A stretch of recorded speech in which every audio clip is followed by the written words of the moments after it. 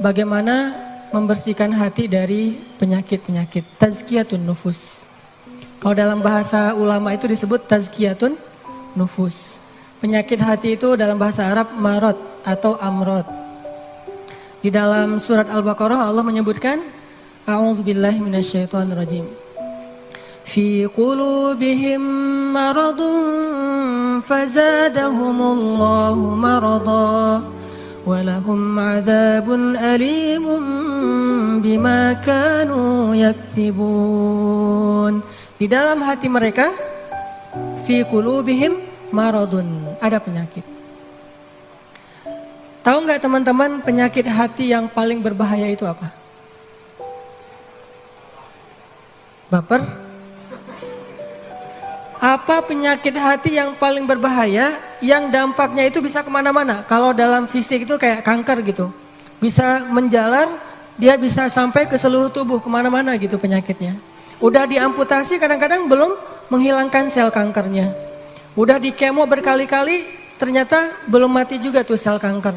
Dia makan, dimakan oleh sel kanker. Dia minum, di transfusi darah misalnya, darahnya dihabisin sama sel kanker. Sebahaya itu penyakit hati. Apa penyakit hati yang paling bahaya? Cinta terhadap dunia. Dengki. Penyakit hati yang paling bahaya itu adalah ragu kepada Allah Subhanahu wa taala. Itulah penyakit yang paling bahaya.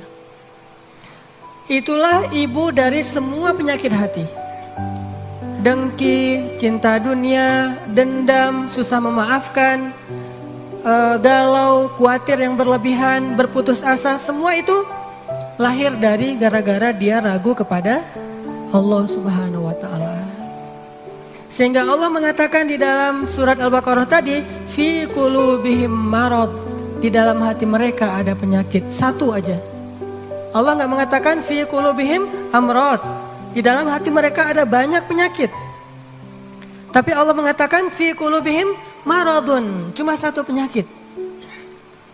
Dalam sebuah konsep tafsir, dalam sebuah pandangan tafsir, marad, penyakit apa yang ada di dalam hati mereka? Padahal hatinya banyak, tapi penyakitnya sama, yaitu asyak, raib.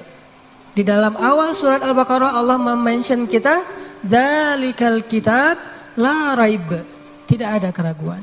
Nanti di halaman berikutnya Allah tegaskan lagi, wa in kuntum fi raibim mimma nazzalna ala abdina fa'tu bisuratin. Kalau kalian masih ragu, jadi di awal Allah sebutkan bab ragu, di halaman berikutnya ada masalah ragu, di tengah-tengah Allah katakan fi qulubihim marad. Itulah penyakitnya. Sehingga ketika orang ragu kepada Allah, dia akan banyak modusnya. Ya, orang kalau ragu sama Allah banyak modus. Bahasa modus dalam surat Al-Baqarah apa? Modus itu dalam surat Al-Baqarah khida. Yukhadi'una Allah walladzina amanu wa ma yakhda'un illa anfusahum wa ma yash'urun. Mereka pakai banyak modus untuk mengelabui Allah Subhanahu wa taala dan orang yang beriman. Padahal mereka hanya membohongi diri mereka sendiri. Penyakitnya karena ragu sama Allah Subhanahu wa taala. Ragu tentang apa? Ragu tentang kebesaran Allah Subhanahu wa taala. Bahwa Allah Maha Kuasa, makanya dia menjadi orang yang gampang khawatir. Khawatir muncul karena dia nggak yakin kepada kekuasaan Allah Subhanahu wa taala. Kalau dia yakin kepada kekuasaan Allah, begitu ada masalah, dia tinggal katakan hasbi Allah, cukup buat saya Allah. Kalau dia yakin kepada Allah, lalu ada masalah, dia hanya mengatakan la haula wala quwata illa billah, maka selesai semua masalah di dalam dirinya. Walaupun mungkin masalahnya belum selesai, tapi dalam hatinya masalah itu udah selesai. Dan itu awal dari kebaikan. Jadi masalahnya adalah kita yakin gak nih sama Allah. Masalahnya adalah gimana cara kita keep the faith. Belajar untuk menjaga terus keimanan dan keyakinan kita kepada Allah Subhanahu wa taala. Kayak misalnya dulu tuh ada orang Yahudi, ulamanya orang Yahudi, namanya Rabi kalau bahasa Yahudi. Dia lagi jalan gitu, lagi touring. Lapar nih, di tengah jalan ngelihat ada orang lagi bakar babi guling. Jadi lagi bakar babi gitu, barbecue. Terus dia ngecium harumnya aroma babi yang dibakar. Jadi pengen, jadi lapar. Dia datang kepada orang yang lagi barbecue gitu. Dia bilang, "A'tini hadas samak." Beri saya ikan ini. Dan nyebutnya ikan. Orang-orang ngelihat pakaian orang ini, kayaknya ini pakaian orang Yahudi yang khas banget. Akhirnya mereka bilang, "Kamu kan agamanya Yahudi. Orang Yahudi kan gak boleh makan babi," kata orang-orang yang lagi barbecue. Kata dia, "Siapa yang minta babi? Saya kan minta ikan." Tapi dia nunjuknya ke arah babi guling itu. Cuman dia menggunakan istilah ikan. Saya kan gak minta babi, saya minta ikan. "A'tini hadas samak."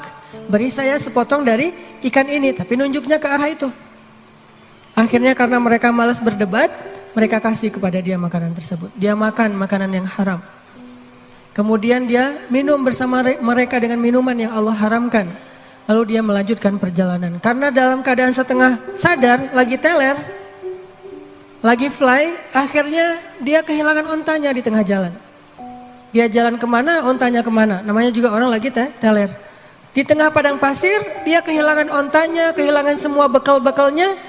Baru ketika dia bangun dari tidur, dia panik karena tidak menemukan onta di sebelahnya. Dia pun keliling nyari-nyari ontanya, mondar-mandir kayak Siti Hajar antara Bukit Sofa ke Bukit Marwah, cari ontanya.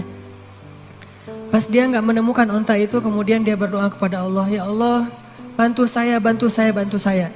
Nabi kemudian mengkomentari hadis ini, kata Nabi, "Ma'kaluhu haram, mashrabuhu haram, malbasuhu haram, wa ghudhiya bil haram, fa anna yustajabu lidzalik." Makanannya haram, minumannya haram, kendaraan atau yang dia pakai itu semuanya haram. Lalu bagaimana Allah akan mengabulkan doa orang ini? Artinya apa, teman-teman? Dia punya masalah, dia ragu kepada Allah ketika dia lagi dalam keadaan lapar. Dia lapar, ragu kepada Allah, sehingga dia putus asa, dia makan apa yang tidak boleh dia makan. Ini yang menjadi masalah kita dalam hidup. Dulu ketika Doli ditutup di Gang Doli di Surabaya, salah satu kalimat yang keluar dari teman-teman yang ada di sana apa? "Kalau kami nggak boleh kayak gini, terus kami makan apa?" Gitu kan? "Kalau kami nggak boleh kerja kayak gini, terus kami ngasih makan apa buat keluarga kami?" Itu penyakitnya. Jadi bukan pekerjaannya, tetapi keyakinannya kepada Allah Subhanahu Wa Taala. Gak mungkin, nih ya, gak mungkin nol, gak mungkin sama sekali ya. Ada orang yang meninggalkan sesuatu karena Allah, terus jadi terlantar dan terlunta-lunta, itu gak mungkin sama sekali. Bukankah Allah sudah menunjukkan banyak bukti kepada kita? Siapapun yang meninggalkan sesuatu karena Allah, pasti Allah ganti dengan yang lebih baik. Musa meninggalkan Mesir karena perintah Allah, Allah ganti dengan Palestina. Ibrahim meninggalkan Irak karena Allah, Allah ganti dengan Palestina dan Mekah. Nabi Muhammad SAW meninggalkan Mekah karena Allah, Allah ganti dengan keluarga baru di Madinah. Gak mungkin ada orang yang berhijrah meninggalkan sesuatu karena Allah terus jadi terlunta-lunta, jadi susah hidupnya. Gak mungkin, gak ada ceritanya dalam sejarah. Masalahnya ketika dia meninggalkan itu, kadang Allah ngasih dia ujian kecil untuk melihat dia yakin gak sama Allah. Nah, di ujian itulah banyak orang yang patah. Banyak orang yang kemudian jadi seperti bangsa Bani Israel yang mengeluh terus bilang, "Duh, kalau kayak gini mending saya balik lagi aja kayak dulu." Banyak orang yang ngomong kayak gini. "Mending saya balik lagi aja kayak dulu. Kayaknya hidup saya yang dulu lebih mudah daripada sekarang." Itu yang dikatakan Bani Israel ketika mereka menuju ke Palestina. Ketika mereka di tengah jalan, mereka bilang, "Tahu kayak gini kita mending balik lagi aja ke Mesir kayak di zaman Firaun." Ternyata sama aja nasib kita di tangan Firaun dengan di tangan Musa. Kenapa? Ragu kepada Allah Subhanahu Wa Taala. Tidaklah seseorang ragu kepada Allah kecuali akan bertambah keluhan dalam hidupnya. Nih pasti nih. Tidaklah seseorang makin ragu kepada Allah kecuali bertambah banyak keluhan-keluhannya dalam hidup. Semakin dia yakin kepada Allah, semakin sedikit dia mengeluh dalam hidupnya. Semakin yakin dia kepada Allah, semakin sedikit dia mengeluh dalam hidupnya. Makanya teman-teman, masalah paling besar dalam hidup kita itu, terutama masalah hati, adalah ketika kita ragu kepada Allah Subhanahu wa Ta'ala. Coba nanti teman-teman kalau misalnya lagi santai di rumah, cari-cari ayat tentang kebesaran Allah di dalam Al-Quran. Misalnya yang bikin teman-teman sering galau itu apa? Sebutlah masalah jodoh. Yang sering, bukan teman-teman sih, saya dulu juga kayak gitu. Namanya orang masih sendiri kan galau ya, saya bisa nikah nggak ya? Kayaknya nggak ada yang mau deh sama saya. Alhamdulillah Allah karuniakan seseorang yang mau sama saya. Kalau kita lagi galau tentang satu masalah, jalan keluar yang pertama yang harus teman-teman cari itu adalah Allah Subhanahu wa Ta'ala. Coba tanya kepada Allah, coba baca ayat-ayat Allah, gimana cara mengobati galau atau masalah di dalam hati kita. Misalnya masalah jodoh. Allah bisa kita baca di dalam firman Allah surat An-Nur ayat 32. Ini salah satu ayat yang bisa membooster teman-teman jomblo fisabilillah. Ini ayat jomblo banget nih. Ayat surat An-Nur surat 24 ayat 32. Apa kata Allah di dalam ayat 32? Iyakunu fuqara yughnihimullahu min fadlih wallahu wasi'un alim.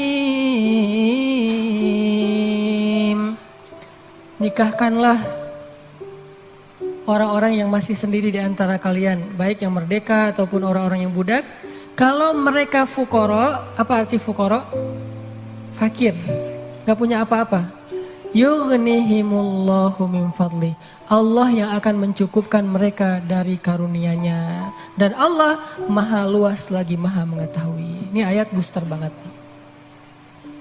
Datang ke rumah calon mertua, capture nih ayat nih. Capture dulu ya, capture, udah selesai capture, ditaruh paling depan. Jadi pas kita buka HP langsung ayat ini yang keluar gitu.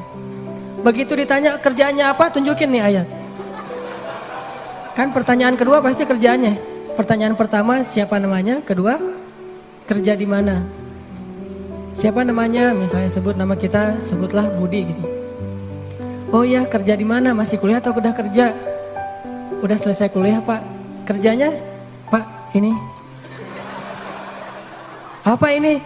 Kalau mereka fakir, Allah yang akan mengayakan mereka. Hah? Ngeri juga udah pakai ayat ya. Dan Allah maha luas lagi maha mengetahui Pak. Itu juga saya dengarnya dari Ustadz gitu ya. Oh benar juga nih ayatnya. Terus gimana anak saya kasih makan apa? Allah yang kasih makan bukan saya. Anak bapak dan saya, bapak semua kita nih pemakan rezeki, bukan pemberi rezeki. Gak ada satupun kan di antara kita pemberi rezeki. Semua kita ini pemakan rezeki, pemberi rezekinya Allah. Dan ini ayat modal saya banget untuk nembak si dia. Kan saya dulu nikahnya nikah ngutang, maharnya aja ngutang ke sebelah. Tapi bilang ngutangnya jangan pas awal, nanti aja kalau udah deal baru ngutang. Udah setuju nih, kita nikah ujung-ujungnya, boleh utang dulu. Ternyata Allah mudahkan setelah itu. Justru setelah saya nikah tuh kan dulu saya kerja gak jelas ya. Memang gak punya kerja sih, bukan gak jelas. Nikah tuh gak punya kerja, gak punya simpanan apapun, gak punya bekal. Pokoknya modalnya modal surat An-Nur ayat 32. Itu modalnya, catat tuh. Kalau perlu jadikan status. Justru setelah menikah saya ngebuktiin sendiri gimana Allah maha menunaikan janjinya. Allah gak pernah ingkar janji. Kalau kita fukoro, saya emang dulu fukoro. Gimana fukoro? Gak tahu mau makan apa hari ini juga. Namanya mahasiswa di luar negeri. Tapi kemudian setelah selesai nikah Allah mudahkan dengan tiba-tiba saya dapat kesempatan menjadi petugas haji resmi. Bukan outsourcing gitu, resmi. Petugas haji resmi dari Depak selama 1 bulan musim haji, dan itu lumayan penghasilannya. Pulang dari situ dapat tawaran untuk ikut audisi mengisi tilawah Al-Quran di salah satu televisi di Mesir. Yang ikut audisi itu banyak. Orang-orang Arab kan ngajinya bagus-bagus ya. Kelasnya udah kelas Al-Afasi, Al-Ghamidi, Toha Junaid, yang keren-keren lah bacaannya, suaranya, hafalannya udah pasti keren. Saya ikut audisi tuh. Ternyata dari sekian ratus orang yang ikut audisi, yang dipilih cuma 5 orang min ajmalis saut atau as-saut adz-dzahabi, suara emas. Dan saya alhamdulillah terpilih, entah gimana caranya, mungkin juri waktu itu juga lagi nggak dengerin saya, tiba-tiba dicontreng aja. Terpilih di antara 5 orang dari berapa ratus orang yang ikut audisi. Terpilih. Lalu dari 5 orang itu diseleksi lagi untuk ngambil 20 episode sekaligus. Yang lain cuma satu-satu episode. 20 episode siapa? Ternyata saya juga dapat dari 5 orang itu dipilih satu-satunya yang ngambil 20 episode di televisi. Alhamdulillah akhirnya rekaman, recording di TV udah selesai gitu, nggak kerja selama 6 bulan. Mulailah kita keliling-keliling gak jelas gitu di Mesir mondar-mandir kayak 99 cahaya di langit Eropa gitu. Benar kan kata Allah, kalau mereka fuqara yughnihimullah, maka Allah akan memberikan kekayaan untuk mereka atau kecukupan. Jadi obat hati itu adalah yakin kepada Allah. Dan cara yakin kepada Allah, baca firman-firman Allah Subhanahu wa taala. Allah berjanji di dalam banyak ayat untuk bisa menjadi iman, menambah faith, menambah keyakinan di dalam hati kita. Tinggal kita baca aja. Banyak banget ayat-ayat kayak gitu. Jadi begitu kita galau tentang gimana nanti nih, apa yang harus saya kasih, gimana menafkahi, baca nih ayat. Gitu juga kalau misalnya kita cari kerjaan atau cari nafkah. Allah Subhanahu wa taala juga memberikan kita banyak sekali ayat-ayat yang menjadi janji dari Allah bahwa siapa yang yakin kepada Allah, pasti Allah Subhanahu wa taala akan menjaganya. Itu banyak banget ayat kayak gitu. Salah satunya teman-teman bisa baca minimal banget teman-teman bisa baca di surat Hud ayat 6. Coba baca surat Hud, surat 11 ayat 6. Ini juga ayat untuk ngecas iman kita. Apa kata Allah di ayat 6 surat Hud? Bismillahirrahmanirrahim. Wa ma min dabbatin fil ardi illa 'ala Allahi rizquha wa ya'lamu mustaqarraha wa mustawda'aha kullun fi kitabim mubin. Gak ada satupun hewan yang melata di muka bumi illa 'alallahi rizquha, kecuali Allah yang menjamin rezeki bagi mereka. Terus kenapa kita khawatir? Kenapa kita galau? Kan Allah yang menjamin, dan jaminan Allah itu sebaik-baik jaminan. Dijamin oleh perusahaan asuransi atau finance, itu aja kita udah yakin gimana dijamin oleh Allah Subhanahu wa taala. Kayak ada orang yang ngambil asuransi kesehatan, dia nggak khawatir dengan sakit. Ada orang yang mengambil asuransi kendaraan, dia nggak khawatir kelecet atau terjadi kecelakaan, dirampok atau dicuri kendaraannya. Ada yang total loss only misalnya atau all risk, dia nggak khawatir. Kenapa? Ada yang menjamin. Ada orang yang mengambil asuransi pendidikan, dia nggak khawatir dengan harga pendidikan yang semakin mahal karena ada jaminan. Kalau kita masih sering ragu dan sering khawatir dengan hidup kita, berarti kita nggak yakin dengan jaminan Allah Subhanahu wa taala. Makin kita yakin dengan jaminan Allah, makin hilang rasa khawatir dalam hidup kita. Tenang ajalah, ada Allah. Ketika kita ada masalah sedikit, kita tinggal klaim. Dan mengklaim asuransi Allah itu lebih gampang daripada ngeklaim asuransi manusia. Ngeklaim asuransi manusia tetap aja ada biayanya. Tapi ngeklaim kepada Allah itu nggak ada biayanya, nggak perlu pakai nomor antri, nggak perlu jauh-jauh keluar dari rumah. Kita tinggal mengangkat kedua tangan kita mengatakan Ilahi, Robbi, saya ada masalah nih. Tetapi Engkau Maha Besar. Dan setelah itu hati kita akan langsung tenang. Ini teman-teman, di antara obat terhadap semua penyakit hati itu adalah belajar yakin kepada Allah Subhanahu wa taala. Teman-teman bisa baca juga nanti surat Al-Mulk. Ini surat yang benar-benar ngebooster hati kita. Jadi sesi pertama ini saya pengen sharing. Ternyata kalau kita pengen menghilangkan semua penyakit hati kita, mulailah dari belajar iman, belajar yakin kepada Allah Subhanahu wa taala. Kalau kita pengen belajar menjadi orang yang menjalani hidup itu penuh dengan keyakinan, penuh dengan harapan, orangnya optimis, caranya belajar yakin kepada Allah Subhanahu wa taala. Dan salah satu cara belajar yakin kepada Allah, baca ayat-ayat Allah, terutama ayat-ayat booster tentang kebesaran Allah Subhanahu wa taala. Inna fi khalqis samawat, dalam penciptaan langit, bukan cuma di langit tapi penciptaannya, prosesnya. Inna fi khalqis samawati wal ardi wa ikhtilafil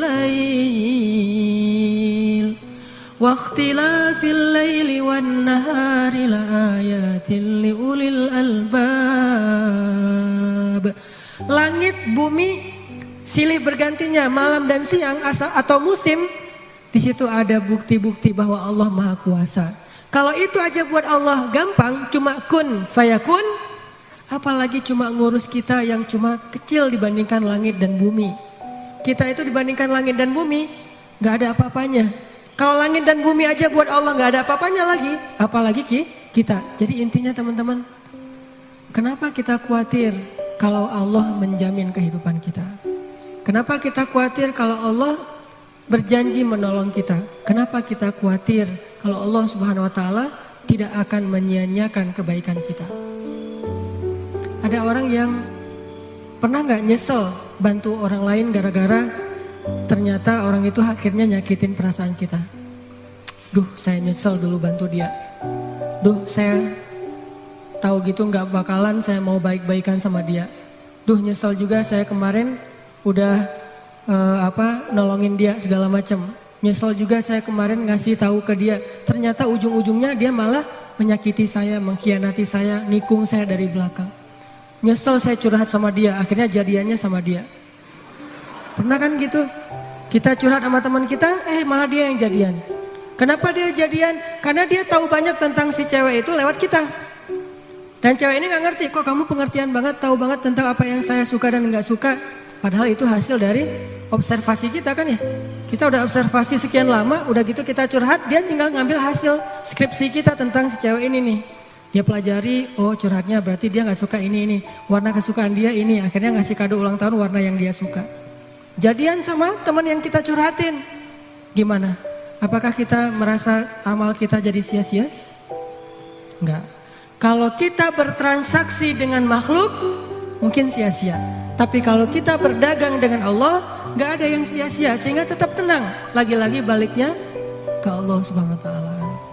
Begitu kita merasa dikhianati, disakiti, ditikung, dianggap bukan siapa-siapa, gak ada apa-apanya, kita tinggal mengatakan hasbi Allah. Bagi saya cukup balasan dari Allah Subhanahu wa taala, bukan balasan dari manusia. Ini teman-teman untuk sesi pertama tentang amradul qulub fi qulubihim marad. Salah satu penyebab kita sering gak nyaman dalam hati kita itu, dan kalau hati udah gak nyaman pasti yang lain ikut gak nyaman. Coba, susah banget kan membedakan ekspresi wajah yang tidak sesuai dengan hati kita tuh susah. Tetap aja gak akan setulus kalau kita tersenyum dari hati. Senyum terpaksa itu beda banget. Kayak kita datang di acara nikahan mantan. Diundang, kan kewajiban seorang muslim adalah memenuhi undangan. Terpaksa datang kan, pakai cadar, pakai masker kalau cowoknya. Datang nih, kamu nggak mungkin kan kita pakai masker di tempat pelaminan. Pas kita naik ke atas pelaminan, kita memaksakan diri untuk tersenyum. Walaupun ini teriris-iris luar biasa gitu. Udah teriris-iris kayak dikasih jeruk lah gitu. Wah sakitnya. Nah gitu dia gandengan gitu, pas kita mau salaman gemetar. Kenapa nih tiba-tiba panggung ini jadi kayak gempa gitu, ternyata kita gemetar. Ini gara-gara apa? Kita pengen tersenyum, tapi hati kita menjerit. Terlalu nyastra. Kita pengen tersenyum, tapi hati kita terluka, kan gak mudah itu buat kita. Makanya hati itu mempengaruhi seluruh kehidupan kita. Benarlah sabda Rasulullah, kalau dia baik, semuanya ikut baik. Kalau dia buruk, semua ikut menjadi buruk, terpengaruh banget. Sehingga kalau kita pengen memperbaiki hidup kita, mulai dari memperbaiki hati kita.